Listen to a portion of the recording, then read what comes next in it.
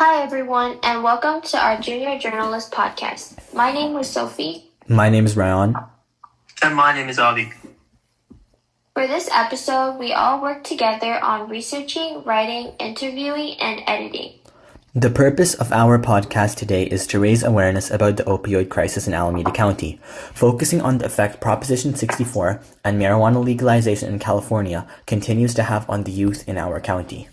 We'll also be mentioning some important facts and statistics about substance use here in Alameda County, talking with experts, and sharing our reflections on what we learned while working on this project.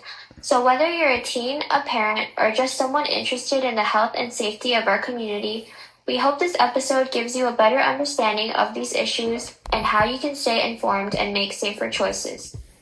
Let's start by looking at what's happening in Alameda County with opioids. According to a Public Health Safety Grant local evaluation report conducted by the Alameda County Probation Department, adult use cannabis was legalized in California at the approval of Proposition 64 in 2016.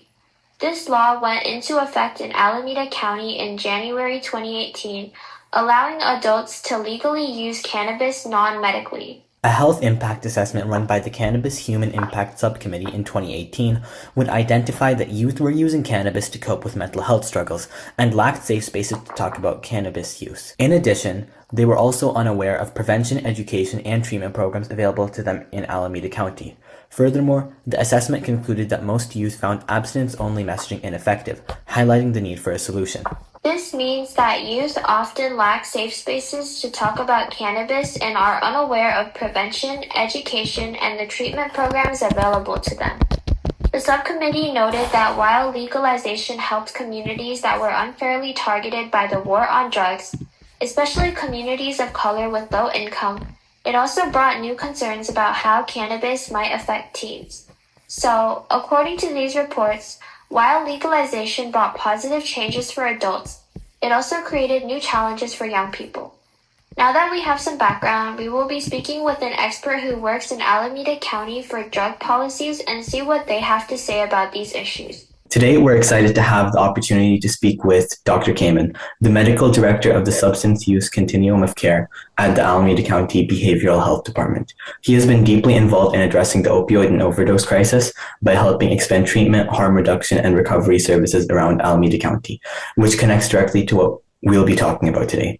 We'll be discussing the impact of Proposition 64 and marijuana legalization in California on Alameda County. Welcome to the show, Dr. Kamen. Thank you. For our first question, I wanted to see what your thoughts were on the impact of marijuana legalization and what it's had on the teen perception of drugs and opioids. So the interesting thing is that we do have national survey data on use of marijuana among teenagers. There's a big survey that's done every year and that's been done for a long time called the Youth Risk Behavior Survey. And it's been showing declines over the last decade very consistently, both in states where marijuana is legalized and in states where it remains illegal. So the perception of marijuana has not been affected as much by the laws as by the way the culture has interpreted the use of drug use and substance use generally. And marijuana goes along with the trends of all the different substance uses for teenagers where marijuana and alcohol and cigarettes have all gone down. So I think that our intuition would say that legalization would probably make teens think that marijuana is safer and that it's okay to smoke marijuana. And that may be true. And in places where it's been legalized, I think there's been a bump. But the larger trend is for teens to be smoking less marijuana or using less marijuana. Thank you for your insights. That kind of connects to our next question. If you could speak directly to teenagers in Alameda County, what is one message you wish they understood about marijuana use in post-legalization times? Marijuana is seen as safer than other substances. There are still problems with marijuana, and it's still an addictive substance. In my work, I focus mainly on people who use marijuana every day and people who have an addiction to marijuana. And marijuana causes real problems for those people. And teens who use marijuana a lot are the population where drug use progresses with other more serious addictions. But there's a natural progression with drug use where in a young person's life, they try more kind of socially accepted substances earlier on in life and then later progress to basically more dangerous substances. Very few people start out using meth or start out using opioids when they are teens. People who eventually use, let's say, opioids or meth, which have a lot more kind of societal concern about them, usually they start with something like alcohol or marijuana and then later on try these other drugs. So that's not to say, again, that it's a gateway drug, but someone who's using a lot of marijuana is potentially on a path where they could have more drug problems later on in life. And people who have addictions when they're young are more likely to have addictions when they're older. And then there's a lot of correlations between marijuana and problems that people have in their lives. So people who use marijuana daily when they're in high school are more likely to have poor grades, more likely to have legal problems. And there's a lot of problems that go along with using the marijuana. And that's not to say that the marijuana causes those problems either, but it can be a sign of other deeper problems that somebody is hiding from by using the marijuana. And you really can't address your problems. You really can't grow emotionally if you're not experiencing your emotions. Daily marijuana use is taking people away from their lives and from their normal development. I think that was a great message that a lot of teens in Alameda County should be hearing. We kind of already talked about this, but could you just summarize what you think the biggest risks marijuana or drugs in general pose to adolescents, especially since their brains are still developing? From my perspective, the biggest risk of marijuana is if someone has an addiction when they're young, they're more likely to have an addiction when they're older. And that is the biggest risk because their brain, it's not just their brain that's developing, their whole life is developing. And this is your opportunity to learn how to live life in adolescence. You're going to be trying to live life for a long time. And it's a lot harder to figure life out and all of the emotional challenges of life if you're smoking marijuana every day. And so those are the two biggest risks. In what ways would you say misinformation, especially now with social media, influence teens' perceptions of marijuana and other illicit substances? And how does that interfere with informed decision making? There's a message going out there that marijuana is totally safe. Not just totally safe, that marijuana is beneficial, that marijuana is totally benign. And it just isn't true.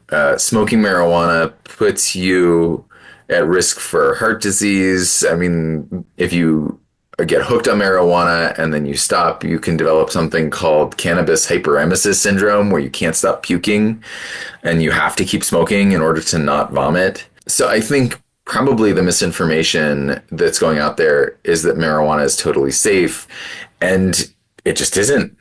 And so when we're making informed decisions, I don't think many people know that smoking marijuana puts you at higher risk for heart disease. I don't think that information is out there.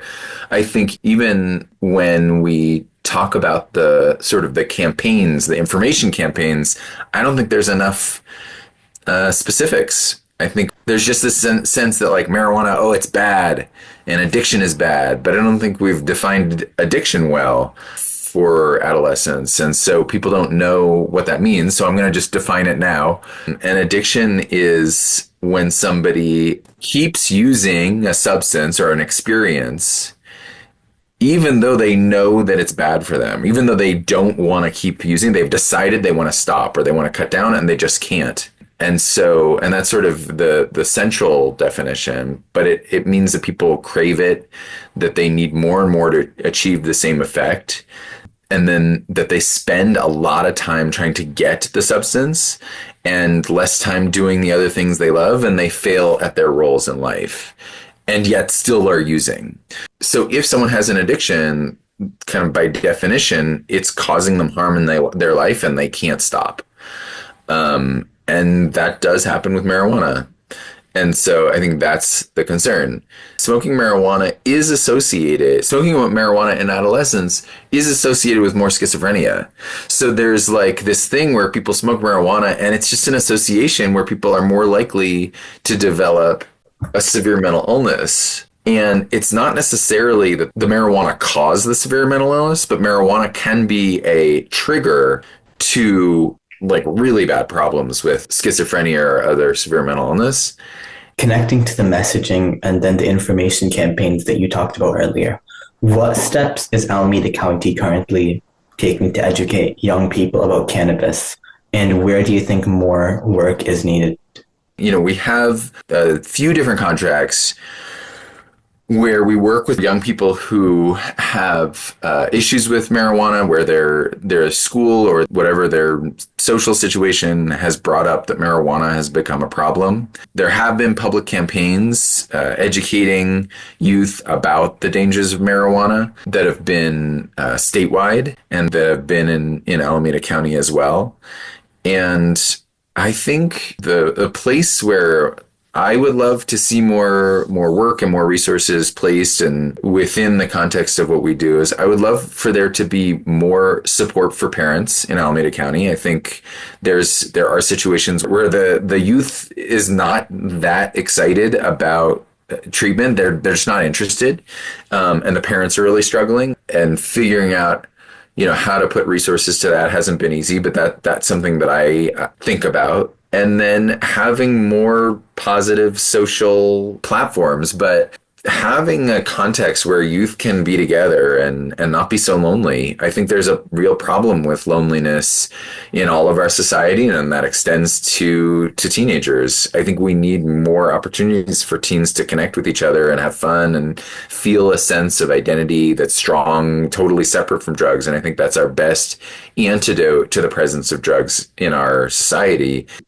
For our next question, I feel like this is important in giving a bit of background on the context of marijuana legalization.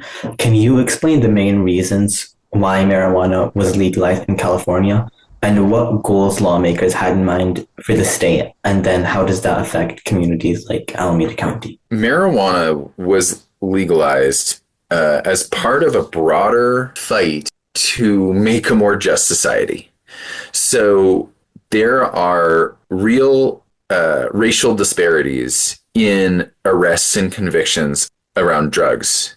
And there's a heavy stigma around drug use in our state, in our society, that actually causes a kind of shame and isolation around drug use that leads to more problems and more harms from drugs. So the push to legalize marijuana was kind of an effort in a different time in society when the solution that was seen to the kind of racist system that we are a part of was to address drug use differently.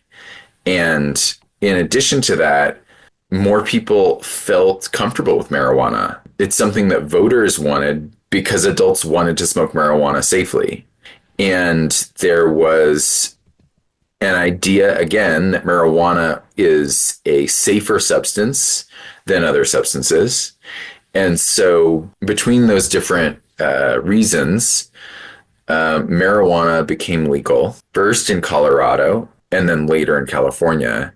And part of the reason that I think voters felt comfortable was because of the experience in those other states where we didn't see an increase in marijuana use by adolescents, by teens. I think there was tax revenue that was going to come to Alameda County. There was a desire to reduce incarceration for people around marijuana in Alameda County. And I think there was a goal to make marijuana more safer to use in this county. With all of the generally negative outcomes of cannabis use on individuals' life, what would you say is motivating people to use cannabis? Is it still peer pressure because everyone else is doing it, or is it other factors? I think once somebody tries marijuana, they use it because they enjoyed it. I think the problems with marijuana outweigh those benefits. There are, quote, benefits to any drug use. People get high, and the high feels good to people.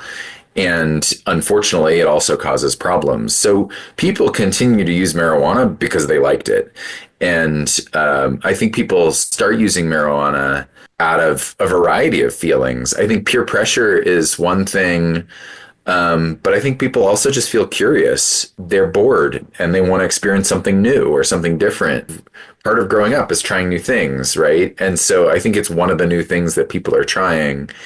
And it's important to say, like, if I'm going to be inviting an adolescent to not use marijuana, I need to be meeting that need or helping that adolescent meet that need in other healthier ways. So I don't just want to call it peer pressure. There's a real wholesome impulse underneath someone's use of first use of marijuana. And that impulse needs to be fed with lots of new and interesting experiences. And that's just a challenge. That's expensive. That's something that is not always available. And that's one of the challenges that we're facing. Are there any long-term effects of teen marijuana use that don't get talked about enough or that we haven't really covered today? Yeah, I think this isn't actually a long-term effect, but the one effect that I haven't mentioned that I think is important to bring up is that when someone who is inexperienced with marijuana uses a lot, it can be a very frightening experience to use too much marijuana, and that's most common with adolescents. So when someone first uses marijuana, they're not aware of how to dose things, and it can be extremely terrifying and make someone feel very sick to use too much marijuana the first time. That's one of the biggest dangers of starting marijuana, is just having a really bad experience.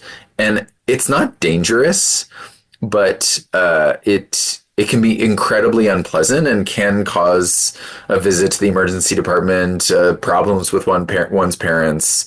And so I think that's another just side effect of using marijuana, is that people can get very, very frightened from the marijuana. Can cause a kind of paranoia if you take too much than you've ever taken before, and you don't know what you're doing with it. So I just want to caution about that. That's really interesting. I had a follow-up question about that. Yeah. So if teens taking too much marijuana is a major problem, would you say combating that would be seen in informing teens about how much marijuana they could safely take? Because that seems counterintuitive to the messaging that a lot of organizations are putting out. Yeah, I think that's a really smart point. When they first legalized marijuana in Colorado and saw this problem where tourists would come from out of the state and they'd use too much marijuana. It's not just a problem for teens, it's a problem for anyone who doesn't use marijuana regularly. And what they did actually was they put up billboards in Colorado advertising, basically, be careful with how much marijuana you're taking. And that was clearly a message directed to the adults, but I'm sure that the teens got that message as well. Teens are smart enough to look at both of those messages and know that they're meant for different people, and decide, okay, if I am going to be using marijuana, I want to be using it more safely. So I think it is okay to put both of those messages out there. And the person who needs to hear it will hopefully hear it. I think teens, I should say, are smarter than adults give credit. And really what we need to be doing is just adults generally engaging teens in conversation about what's important to everybody, which is, safety, having a good time, exploring the new world that we're all facing together, and all of its challenges and benefits. I have another question that I feel like is important for a lot of teens to learn how to deal with talking to friends who are struggling with substance use. How can teens support friends who may be struggling with substance use without feeling like they're snitching or getting them into trouble? That's a really good question. Will you go first? What would you say? How should teens do that? I feel like you have a good answer to that already. What would you say? Well, I would say is definitely going to be talking to the person before talking to an adult. And forgive me for turning it on you, but how would you approach someone? How would you say it? Let's say we're smoking a lot of marijuana all the time, and it's someone you cared about. Like, what would you say? I feel like depending on the situation, it would definitely change the way I'd approach the person.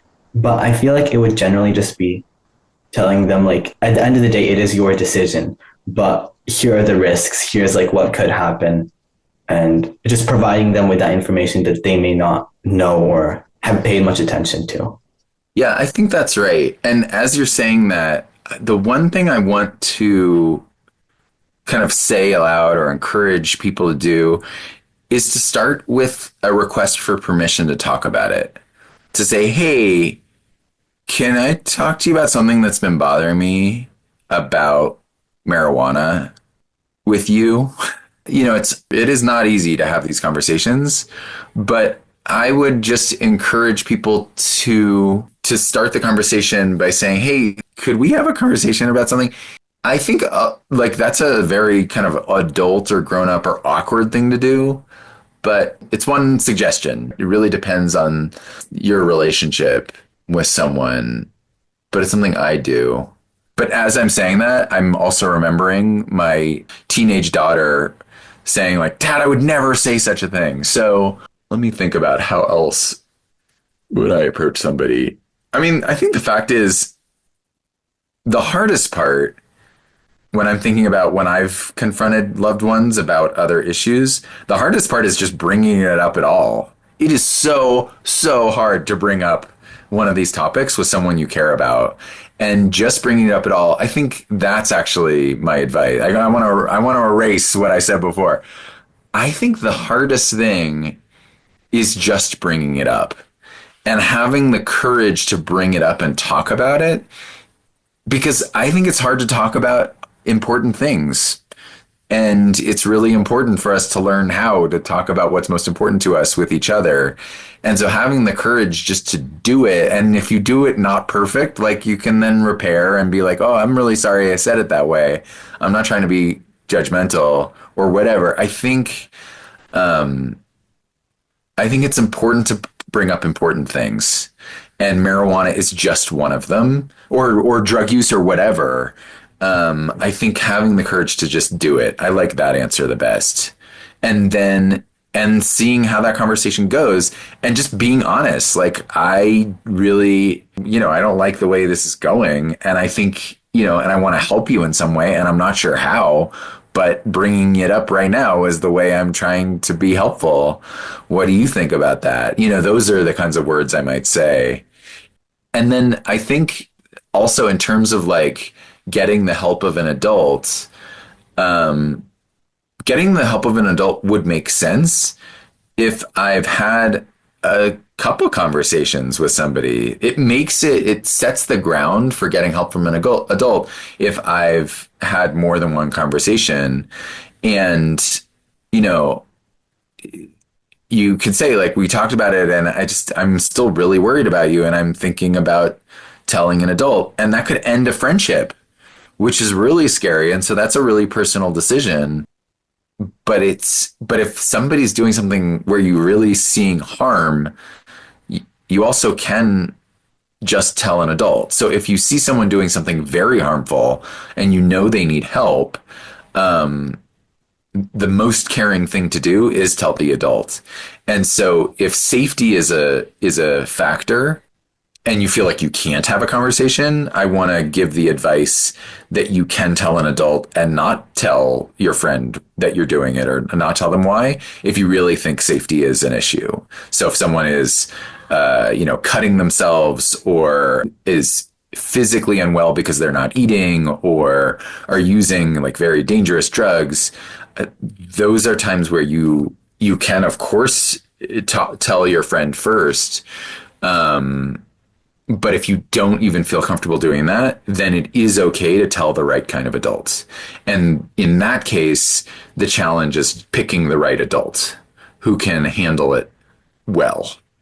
To add on to that, for picking the right adult, would you say that's more going towards parents or school staff? If you have the sensitivity to know that there's a problem here and the maturity to know that your friend is not safe, trust your gut about the best person in your school or the best person in that person's life to tell, because there are adults who can handle this information and adults who are not as good at handling it. And I would just say, like, if you're in this position where you're worried about it, you probably know of an adult who is skilled at being a human and who you look up to. And like, that's the person you should choose. It doesn't matter what role they play in the person's life, just that they know the person and have the skills, communication skill, like that they carry some of that. Yeah, that special sparkle as like, oh, this is the trusted adult I would go to if I was in trouble. And I would also say to all of the listeners, to all the people, figure out who in your life is that trusted adult and start talking to them now about whatever's important to you, because you may need them in the future. So, yeah, cultivate relationships with good adults. You'll be doing yourself a favor and you'll be doing that adult a favor, because those adults love that stuff. So, yeah, that's a message I would want everyone to hear. And can I say one more thing about that relationship? Of course, the adult wants it, but it depends on the teen to open the door. Like, the teen actually is the one in the driver's seat with building that relationship and making it more fulfilling, because the teen has to give permission for that.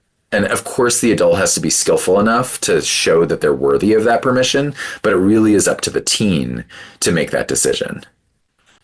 Yeah, I think that's some really good insight, because I feel like a lot of the time the messaging that we receive is more abstract instead of what you practically could do in these situations. Yeah. Wait, I don't understand what you liked about that answer. Say more. I'm interested. Why did you like that answer? I feel like it was talking about the issue of alerting an adult about a friend or a loved one's problems with drug use. But I feel like that could also just be applied in so many other areas. Yes, right. That's like the emergency situation, but it's like so important to have interconnections between generations for lots of reasons.